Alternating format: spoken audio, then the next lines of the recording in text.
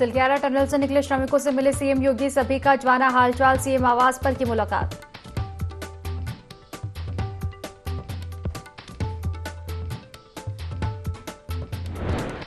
गोरखपुर के द्वारे पर मुख्यमंत्री योगी आदित्यनाथ, मुख्यमंत्री ने लगाया जनता दरबार, जनता की समस्याओं के निराकरण के दिए निर्देश।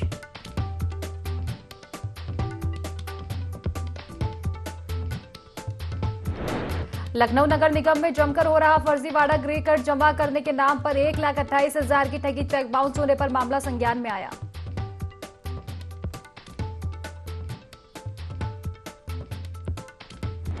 रोडवेज बस और कार में भीषण टक्कर, हादसे में पिता और बेटी की दर्दनाक मौत, आधा दर्जन के करीब लोग घायल।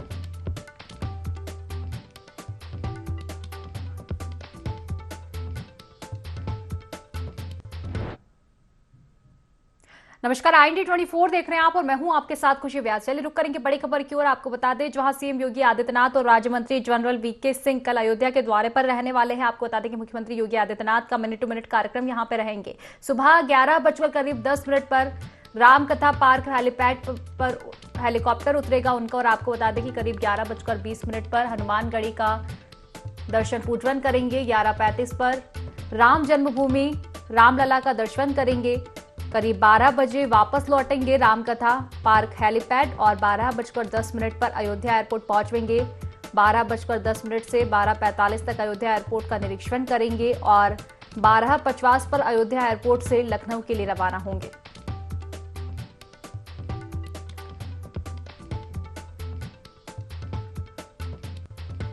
तो काफी अहम दौरा रहने वाला है अयोध्या का उनका। मिनट टू मिनट कार्यक्रम इस दौरान उनके रहेंगे।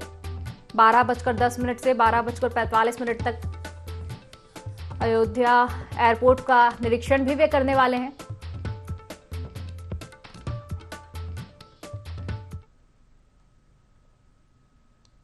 तो चलिए लखनऊ से आपको खबर बता दें, जहां टनल से निकाले गए श्रमिकों से सीएम योगी मिले हैं। आपको बता दें कि सीएम योगी आदित्यनाथ ने टनल से निकाले गए श्रमिकों से संवाद किया। श्रावस्ती के अंकित, राममिलन, सत्यदेव से भी सीएम योगी आदित्यनाथ मिले। आपको बता दें कि श्रावस्ती के संतोष, जयप्रकाश, राम सुंदर सीएम से मिले हैं और लखीमपुर के मंजीत, मिर्जापुर के अखिलेश कुमार से भी सीएम योगी आदित्यनाथ ने मुलाकात की। सीएम आवास पर श्रमिकों से बातचीत की गई है। तो देखिए, काफी बड़ा ये हादसा था, क्योंकि 17वें दिन कहीं ना कहीं 41 मजदूरों को निकाला गया है जो कि टनल में फंस चुके थे। एक लंबा रेस्क्यू ऑपरेशन चला।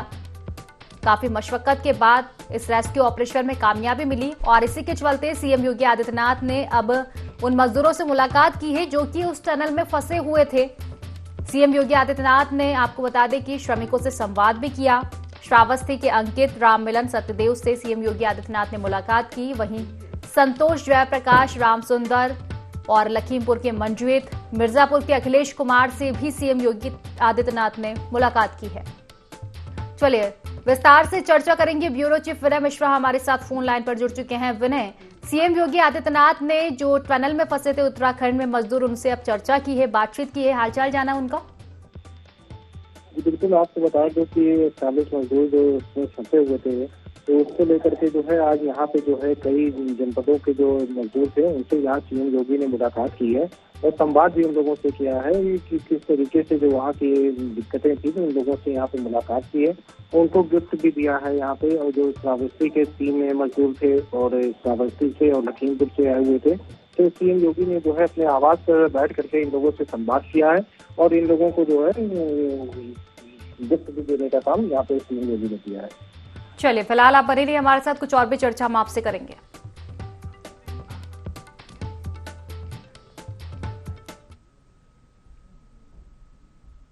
तो चलिए बागपत से अब आपको खबर बता दें, जहां LIC प्रबंधक पर 4 लाख रुपए का जुर्माना लगा है। आपको बता दें कि क्लेम निरस्त करने के मामले में यह जुर्माना लगाया गया है। लोकेश ने भारतीय जीवन बीमा निगम में पॉलिसी कराई थी। लोकेश की वर्ष 2018 में गोली लगने से मौत हुई थी। आपको बता दें कि कंपनी पर दुर्घटना बीमा का लाभ नहीं देने का जुर्माना लगाया गया है।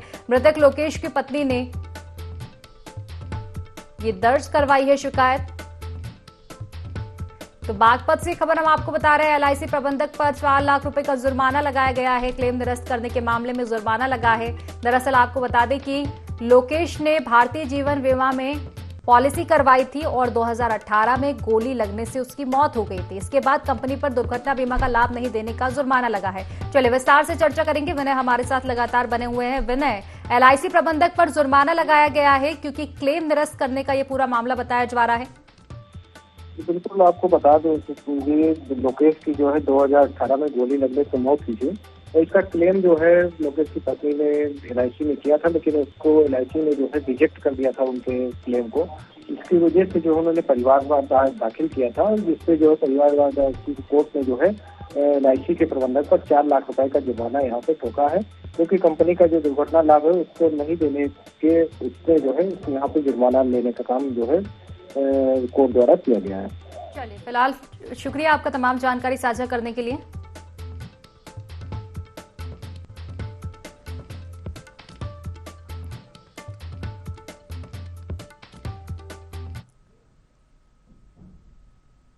तो चलिए हरदोई से अब आपको खबर बता दें, जहां डंपर की टक्कर से पिता पुत्र की मौत हुई है। आपको बता दें कि अनियंत्रित होकर डंपर सड़क किनारे खाई में घुसा है। सब्जी की दुकान बंद करके घर लौटते समय यह हादसा हुआ। हादसे के बाद डंपर चालक मौके से फरार हो गया। संडीला कोतवाली क्षेत्र के टिकरा दाऊदपुर की यह घटना बताई जा रही है। तो हरदोई से खबर में आप तक पहुंचवा रहे। डंपर की टक्कर से पिता पुत्र की मौत हुई है। एक बार फिर से रफ्तार का कहर देखने को मिला।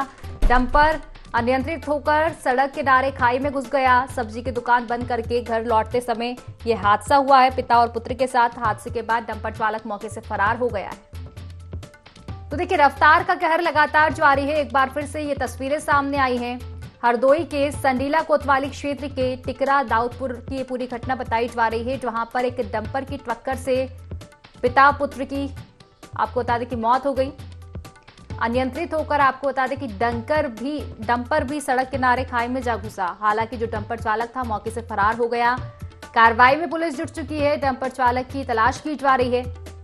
तो देखिए, जो पिता और पुत्र थे सब्जी की दुकान को बंद करके अपने घर लौट रहे थे, लेकिन क्या पता था कि रास्ते में ही इतनी दुखद घटना उनके साथ हो जाएगी। डंपर की टक्कर से पिता और पुत्र की मौत हो जाएगी।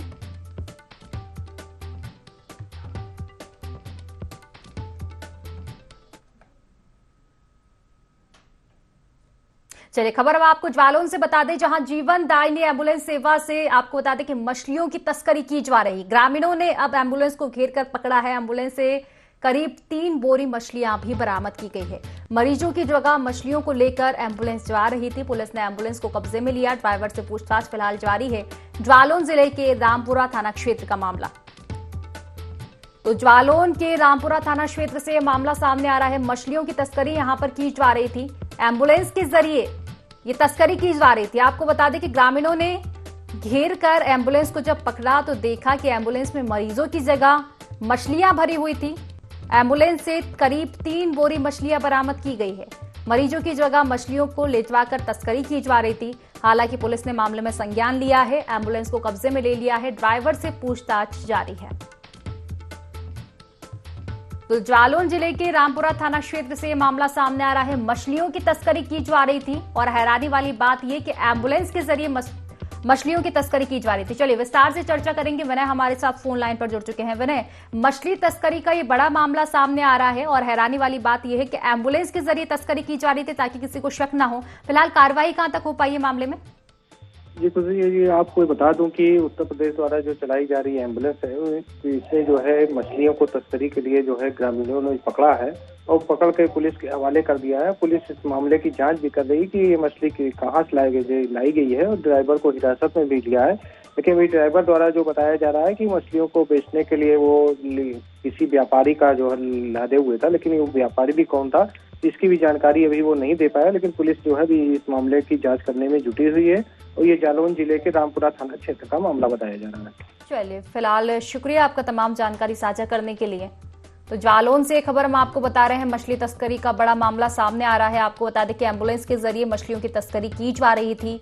ग्रामीणों ने एम्बुलेंस को घेर कर पकड़ा और देखा कि एम्बुलेंस में मरीजों की जगह मछलियां मिली है। करीब 3 बोरी मछलियां इस दौरान बरामद की गई है एम्बुलेंस से। हालांकि पुलिस ने कार्रवाई की है। मामले में एम्बुलेंस को जब्त कर लिया है और अब एम्बुलेंस चालक से पूछताछ लगातार जारी है।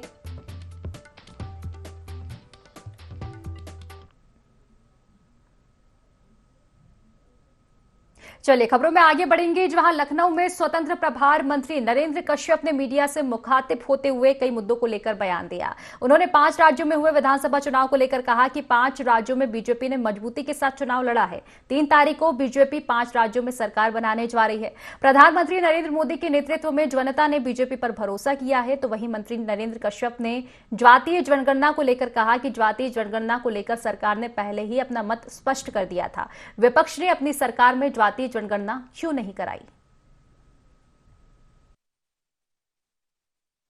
मध्य प्रदेश में एग्जिट पोल के माध्यम से सरकार बनाने की दिशा में आगे बढ़ रहे हैं। छत्तीसगढ़ में भी भारतीय जनता पार्टी ने बहुत ही मजबूती के साथ चुनाव लड़ा। उम्मीद है कि वहां भी हमारी पार्टी को बड़ी कामयाबी मिलेगी। मैं कह सकता हूं कि देश के यशस्वी प्रधानमंत्री नरेंद्र मोदी जी के नेतृत्व में 5 प्रदेशों में हुए चुनाव में देश की जनता ने, उन 5 प्रदेश की जनता ने भरोसा किया और भारतीय जनता पार्टी को इन 5 राज्यों में भारी सफलता मिली। जहां प्रदेश के झांसी में जिला अस्पताल से मेडिकल रिप्रेजेंटेटिव और डॉक्टर की मिली भगत की खबर सामने आ रही है। आपको बता दें कि दवा कंपनियों के रिप्रेजेंटेटिव मरीजों की लंबी लाइनें को तोड़कर सीधे डॉक्टर के पास जाकर अपनी दवाओं का प्रचार कर रहे हैं, जिससे मरीजों को परेशानियों का सामना करना पड़ रहा है। आपको बता दें कि ऐसा होने से अस्पताल में उपलब्ध दवाओं को छोड़कर डॉक्टर मरीजों को बाहर से महंगी दवाएं लिख रहे हैं। जब इस बारे में जिला अस्पताल के सीएमएस से बात की गई तो उन्होंने मामले के संज्ञान में न होने की बात कही।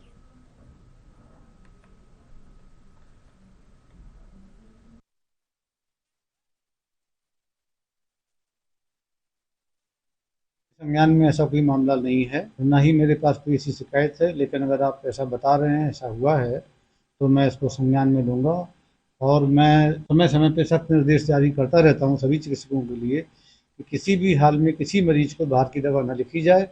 जो भी दवाएं हैं, हमारे पास पर्याप्त मात्रा में अस्पताल में दवाएं उपलब्ध हैं, वही दवाएं लिखी जाएँ।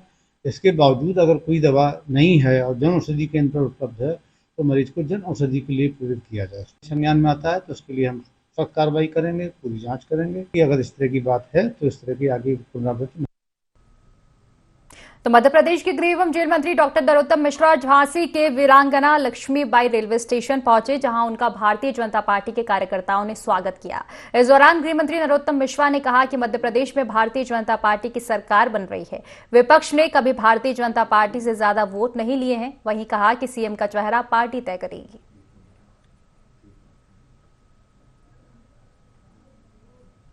सरकार बन रही है। जी हाँ, भारतीय जनता पार्टी बड़ी जीत रही है। नहीं, विपक्ष ने कभी हमसे ज्यादा वोट नहीं लिए और जब माननीय मोदी जी का विकास कार्य, शिवराज सिंह का विकास कार्य, भाजपा के संगठित कार्यकर्ता जब सामने आ जाते हैं तो कोई नहीं टिकता। जो पार्टी तय करेगी वो चेहरा आ जाएगा। नहीं, विपक्ष का हारना था, तय था, उनको तो पहले से उनने मन बना लिया होगा। नहीं, इससे भाजपा की सीटें ही बढ़ सकती।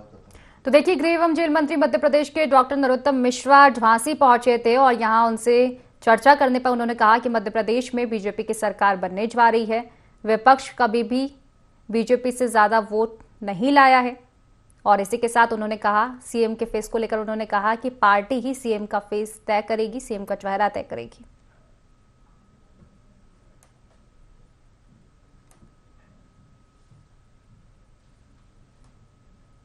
तो देखिए, लोकसभा चुनावों को लेकर हर राजनीतिक पार्टी अपनी अपनी तैयारियों में जुट चुकी है। वहीं सत्ताधारी पार्टी भाजपा ने भी अपनी ताकत बढ़ा दी है, हर संभव प्रयास शुरू कर दिए हैं। हाल ही में भारतीय जनता पार्टी में बड़ी ज्वाइनिंग करवाई गई है, जिसमें प्रदेश के डिप्टी सीएम ब्रजेश पाठक ने कई दलों के नेताओं को भाजपा में शामिल करवाया है, जिनमें बनवारी लाल कंछल, नरेंद्र सिंह कुशवाहा, अशोक कुमार कुशवाहा, उमाशंकर मिश्रा के साथ सरदार मनजीत सिंह, वेद प्रकाश शास्त्री और आरिफ महमूद आरएलडी पार्टी छोड़कर बीजेपी में शामिल हुए हैं। साथ ही अवधेश कुमार सिंह ने कांग्रेस को छोड़कर बीजेपी का दामन थामा।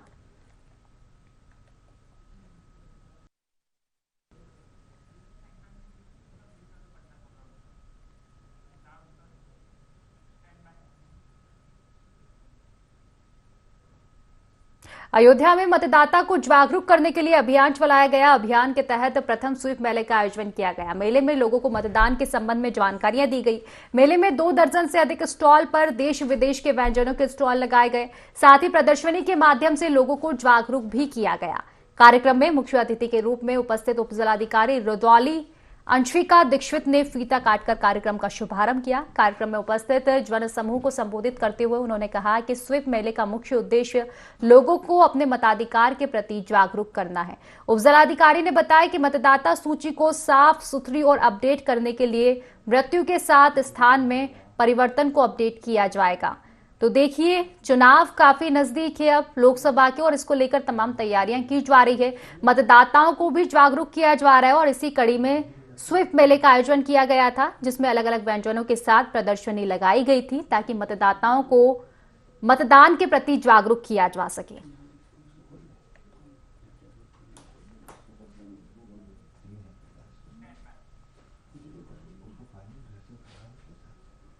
चलिए झांसी से अब आपको खबर बता दें, जहां चिरगांव में दीवार गिरने से एक मजदूर की मौत हो गई। मृतक का नाम महेंद्र अहिरवार बताया जा रहा है। मजदूर चिरगांव मेन बाजार में मकान निर्माण में काम कर रहा था। पुलिस ने फिलहाल शव को पोस्टमार्टम के लिए भेज दिया है। तो देखिए, झांसी के चिरगांव में दीवार गिरने से एक मजदूर की मौत हुई है। मृतक का नाम भी महेंद्र अहिरवार बताया जा रहा है।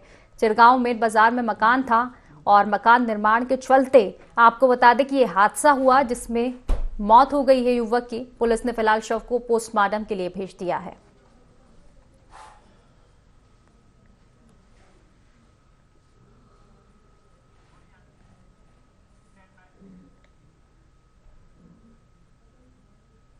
देखिए, झांसी से एक और चौंका देने वाला मामला सामने आ रहा है, जहां सिपारी बजवार थाना अंतर्गत पति ने एक गर्भवती पत्नी पर गोली चला दी।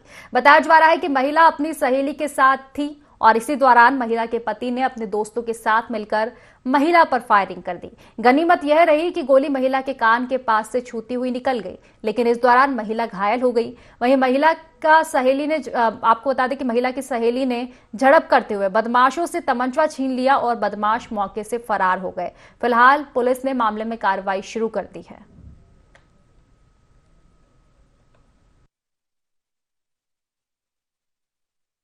ये हुआ, हम लोग मार्केट करके मैं और मेरी फ्रेंड काव्या सिपरी से अपने घर जा रहे थे, काव्या के रूम पे राजेंद्र नगर।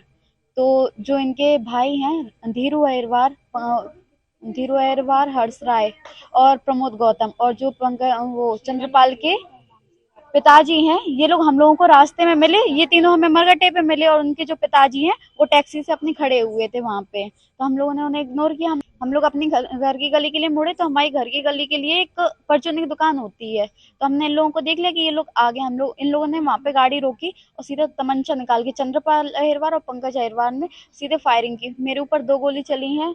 मेरी फ्रेंड की जो छीना छपटी में उसने, मतलब उस पर भी चलने वाली थी, उसने तमंचा छिनाया उस चंद्रपाल अहिरवार से।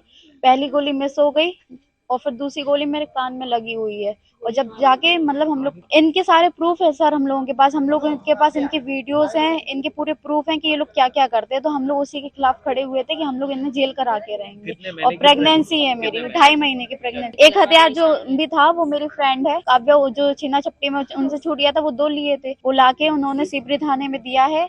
जो दरोगा साहब है उनको दिया है, वो उन्हें शो नहीं कर रहे हैं। मुझे नहीं पता सर क्यों शो नहीं कर रहे। 2 घंटे से मैं यहाँ पे हूँ, मेरी हालत खराब हो रही, कोई मेरी सुनवाई नहीं। मेरी कोई मेडिकल नहीं हुआ। मैं 5 बजे सर यहाँ आई थी। बात ये हुई है कि मैं यहाँ सिपरी में रहती हूँ, इन लोगों ने मुझ में हमला किया। मैं एक लड़के के साथ रहती थी, चंद्रपाल अहिरवार नाम है उसका, लिव इन में रहती थी। शादी उसने मुझसे की नहीं थी। 3 साल से मैं प्रेग्नेंट हूँ। उसने मुझे कहा कि अपना बच्चा गिरा दो। उसके घर वालों ने भी फोर्स किया। मैंने कहा नहीं गिराऊंगी। शादी करने के लिए कहा, शादी करने के लिए एग्री नहीं हुआ। तो मेरे बच्चे को काफी बार कहा कि गिरा दो, मैंने गिराने की नहीं कही। फिर उसके बाद इन लोगों ने हम पे हमला किया। आज हम पे गोली चलाई, जो कि एक गोली लगी नहीं है, दूसरी गोली लग गई है। और मैं तमंचा लेके आई थी थाने में, तमंचा थाने में रखा नहीं गया है। वह उनकी सहेली चांदनी के साथ आकर एक प्रार्थना पत्र दिया, जिसमें उन्होंने ये आरोप लगाया है कि उनके पति पंकज व उनके दोस्त चंद्रपाल ने उनको सीपरी बाजार में 4-5 बजे के बीच रोककर जान से मारने की नीयत से फायर किया, जिससे वो बाल बच गई। इस संदर्भ में जो प्रार्थना पत्र दिया है थाने में, उस पर अभियोग पंजीकृत कराया जा रहा है और पंकज और चंद्रपाल की गिरफ्तारी के लिए प्रयास किए जा रहे हैं और जांच कराई जा रही है। जांच के बाद जो भी तथ्य सामने आएंगे उस आधार पर वैधानिक कार्रवाई अमल में लाई। तो यूपी के कानपुर में पत्नी ने प्रेमी के साथ मिलकर पति की हत्या कर दी। आपको बता दें कि पति की हत्या के लिए पत्नी ने 4 लाख रुपए हत्यारे को दिए थे, जिन्होंने कार से कुचलकर युवक की हत्या की ताकि ये वारदात एक हादसा लगे। मामले में पुलिस ने शिक्षक की पत्नी, प्रेमी और एक कार चालक को गिरफ्तार कर लिया है। वहीं एक फरार आरोपी की तलाश फिलहाल जारी है।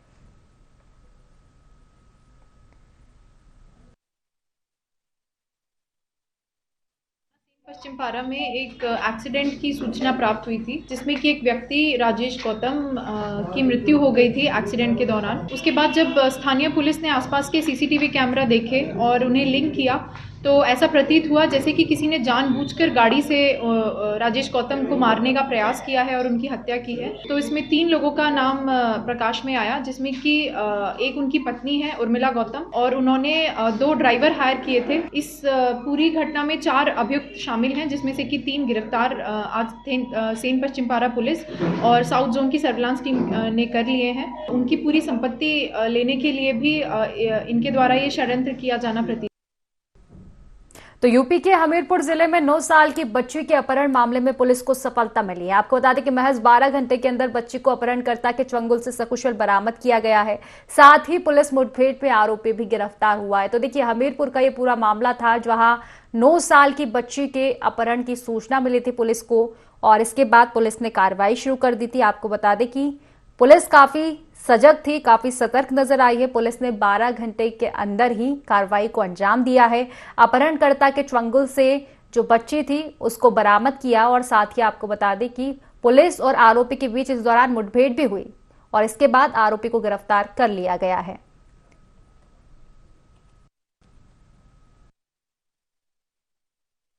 दी गई थी कि उसकी 9 वर्षीय बच्ची जो अम्बेडकर पार्क में खेल रही थी वो वहाँ से गायब हो गई है। तत्काल पुलिस ने इसको गंभीरता से लेते हुए मुकदमा दर्ज किया और टीमें बना के सारे सीसीटीवी फुटेजेस चेक किए और बॉम्बिंग करी। उसके पुलिस की मेहनत के बाद 12 घंटे के बाद करीबन बिल्कुल 12 घंटे में ही हम लोगों ने लड़की को सकुशल बरामद किया और जो अभियुक्त है इसमें वो पुलिस मुठभेड़ के दौरान गिरफ्तार हुआ है। उसके बाएं पैर में गोली लगी है और वो उपचार के लिए भी जिला अस्पताल लेकर आए। इसमें लड़की से और गहनता से जानकारी करके आगे की जो वैधानिक कार्रवाई है वो पूरी की जाए। तो झांसी के राजकीय संग्रहालय ऑडिटोरियम में यातायात माह 2023 का समापन समारोह हुआ, जिसमें डीआईजी जोगिंदर सिंह मौजूद रहे।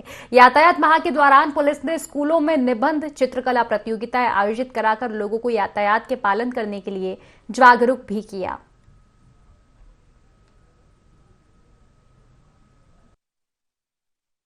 यातायात माह नवंबर 2023 का समापन समारोह आज संग्रहालय का ऑडिटोरियम में आयोजित हुआ था, जिसमें आज का मुख्य अतिथि हमारा रेंज का डीआईजी महोदय सर थे और अन्य लोग थे जो ट्रैफिक डिपार्टमेंट के साथ हमेशा काम करने वाले हमारा आरटीओ से भी आए हुए थे।